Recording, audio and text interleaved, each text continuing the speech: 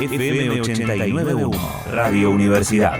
Tenemos el gran gusto de saludar a el titular del sindicato histórico de judiciales, hombre de la CGT, abogado, así que saludamos al doctor Julio Piumato. Julio, ¿cómo le va? Chamorro, Guille Toibero y Vanina Betancor acá en la radio de la Universidad Nacional de La Matanza. ¿Cómo anda?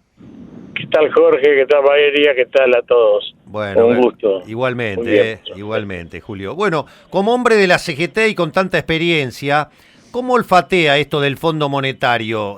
¿Tenemos que estar tranquilos? ¿Es preocupante? ¿Cómo lo ve? No, siempre cuando hablamos del Fondo Monetario es como el que se quema con leche, ve una vaca y llora, ¿no? Sí. Así que para estar tranquilo nadie puede estar tranquilo. Claro. Pero bueno, la importante reunión que tuvo que no tiene precedentes. Yo no recuerdo cuál fue el último ministro de Economía que fue a la CGT, ¿no?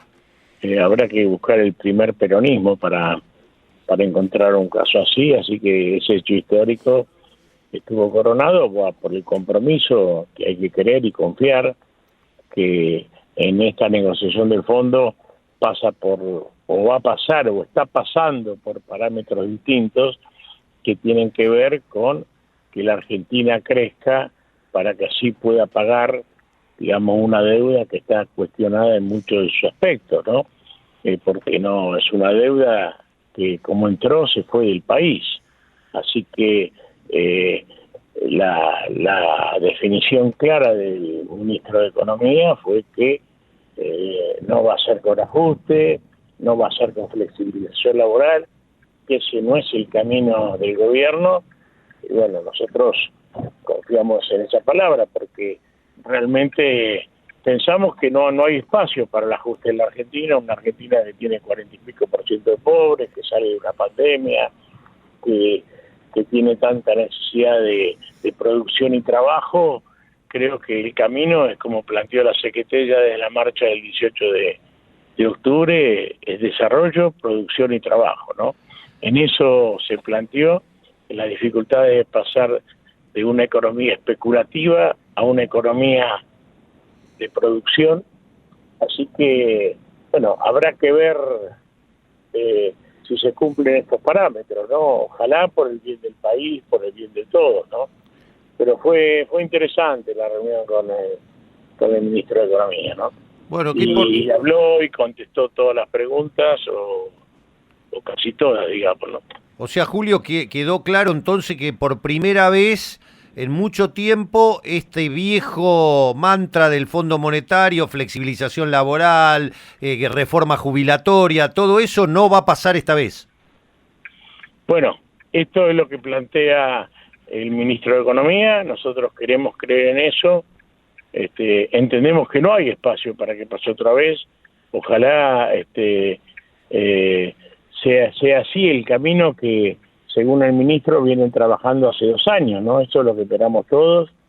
Y el otro tema importante es que se vuelve a un principio que está en nuestra Constitución y en muchas décadas fue abandonado, ¿no? Que la deuda externa tiene que ser tratada por el Parlamento, ¿no? Esto con las leyes de emergencia se soslayó y el país se endeudaba, así que el pueblo argentino y sin los representantes del pueblo pudieran opinar seriamente. Claro, ellos dieron la carta blanca, pero sabemos que en todo este tema de endeudamiento el que termina pagando es el pueblo argentino, ¿no? Así que con la ley del año pasado se haya decidido que cualquier negociación que arribe el gobierno tenga que ser discutida por el Congreso, es una responsabilidad que le pone a los representantes del pueblo, que nunca tenía que haber solayado porque está en nuestra Constitución.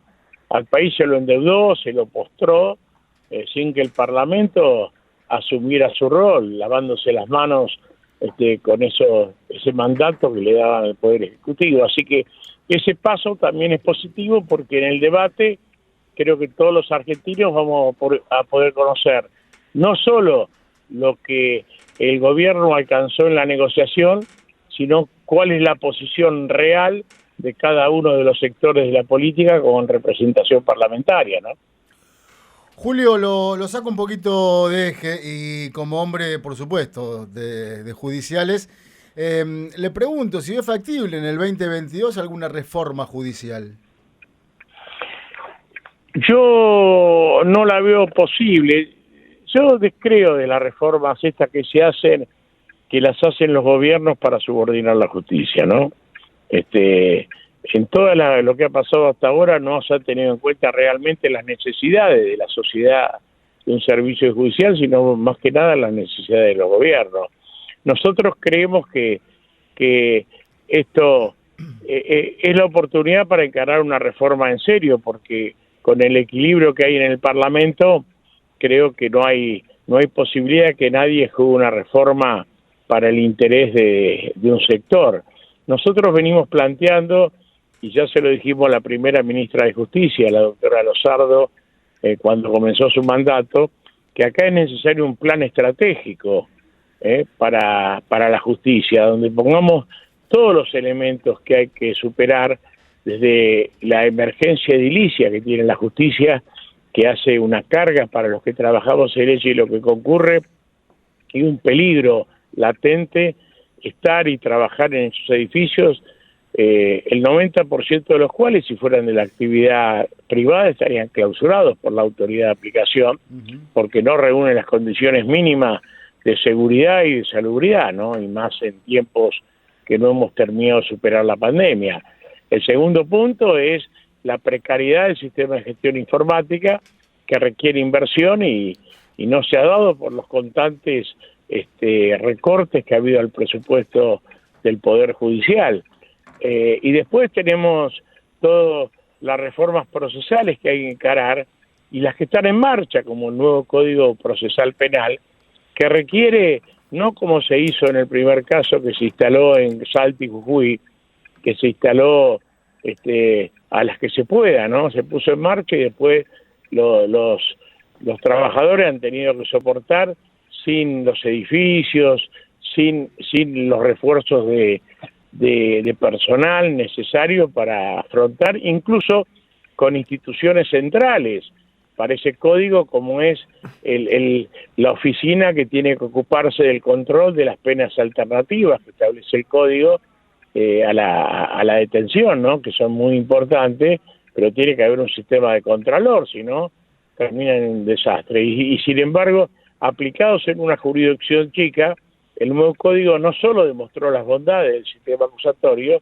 sino demostró el déficit, que no es apuntable a los operadores del sistema, sino fundamentalmente a que el Estado no dotó a esa reforma de los medios materiales y humanos necesarios para que pusiera. Nosotros como gremio hemos decretado el estado de alerta nacional porque viene lo que sigue es la jurisdicción de Rosario, ya son dos provincias importantes como Santa Fe y la jurisdicción de la Cámara de Mendoza, que es Mendoza, San Juan y San Luis, que ya son jurisdicciones mucho más importantes, así que nosotros pretendemos y queremos discutir en qué condiciones se pone en marcha, y hay preocupación de todos los estamentos de la justicia, porque nadie quiere que esta reforma fracase, sino que esta reforma tenga éxito. Así que en todos estos temas entran en el plano y después no solo penal, hay reformas vigentes sobre la oralidad en los procesos civiles,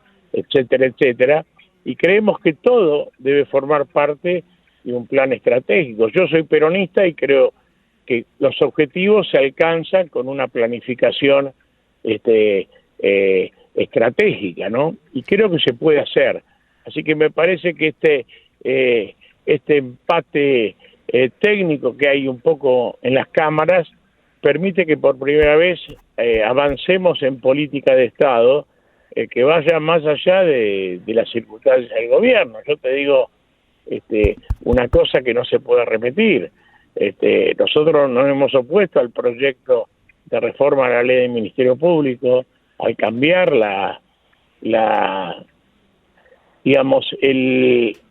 el quórum necesario para elegir al procurador. La oposición también se ha opuesto contra este gobierno, pero el proyecto era de la oposición cuando era gobierno. Así que, evidentemente, es un proyecto que está a la medida del que gobierna, no a la medida de la necesidad de la nación. Así que nuestra oposición es leal y es coherente. el oportunismo de la oposición es realmente lamentable porque es el proyecto que ellos impulsaron. Por eso, como el procurador de la Nación va a tener bajo su responsabilidad y su potestad manejar la acción penal en la Argentina, qué causas se siguen y qué causas no se siguen, es fundamental, a mi juicio, que el procurador tenga el consenso de la mayoría del Parlamento, es decir, de la mayoría de la sociedad, porque la Procuración General de la Nación no es una agencia que dependa de un gobierno, sino es una agencia que depende del Estado, entendido el Estado como representación de todo el pueblo argentino, ¿no? Entonces me parece que de esa manera estratégica tenemos que llegar a los acuerdos para que no sea un tema pasajero que cambia los gobiernos y cambia el procurador, y entonces vamos de un rincón a otro en una política de venganza. El que gobierna persigue al que gobernó antes y el que gobernó después persigue al que gobernó antes. Creo que tenemos que encarar una reforma judicial que tenga un doble precepto, para mejor que me extienda, ¿no? Que es el que establece la Constitución.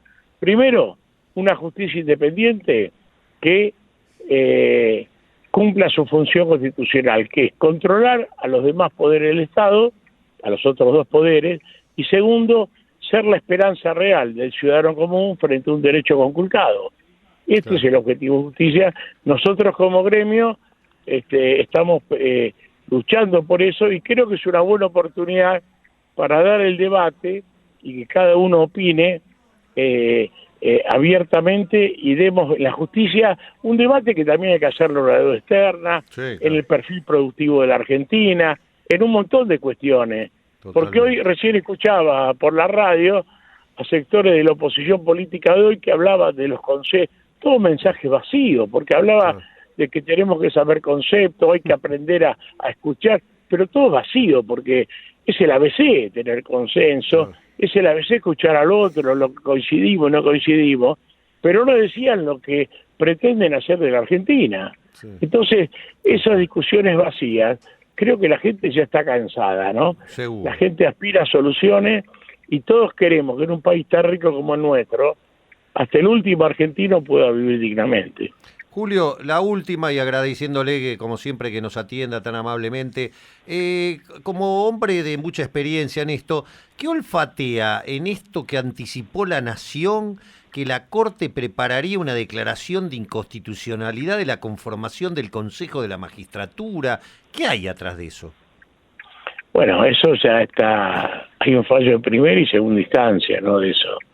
Es una discusión abierta si la Constitución actual del Consejo responde a los parámetros de la Constitución de la reforma del 94, ¿no? Que plantea un equilibrio entre la representación del poder político, de los jueces y de los fiscales, ¿no? A mí me parece que este Consejo, esta conformación del Consejo adolece de muchas cosas raras, porque no puede ser que el poder político tenga representación en el Consejo y no lo tenga la Corte Suprema, que es la cabeza del Poder Judicial. Pero realmente no sé mucho, creo que no sé qué va a pasar, ¿viste? Con esta cuestión.